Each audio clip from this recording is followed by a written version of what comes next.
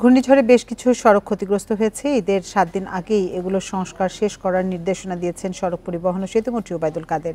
সকালে আসন্ন ঈদে সড়কপথে যাত্রা সংক্রান্ত সভায় এ নির্দেশনা দেন তিনি। মন্ত্রী বলেন, এবারও জরুরি প্রয়োজন ছাড়া ঈদের আগের 3 দিন ও পরের 3 দিন মহাসড়কে ট্রাক, কাভার্ড ভ্যান ও লরি বন্ধ থাকবে।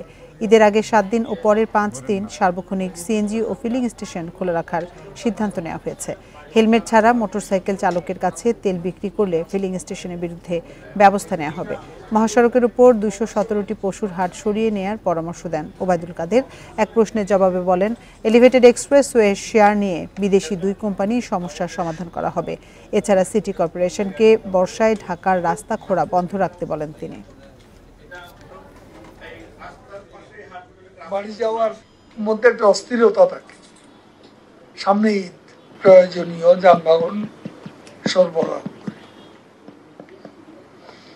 আর নো হেলমেট, নো ফুয়েল।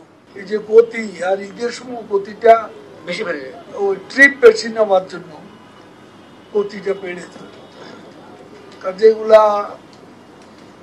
মালিক শ্রমিক নেতৃবৃন্দ, তারাও তাদের লোকজনকে একটু ডেকে, আপনারা নিশ্চয় একটা মিটিং করেন,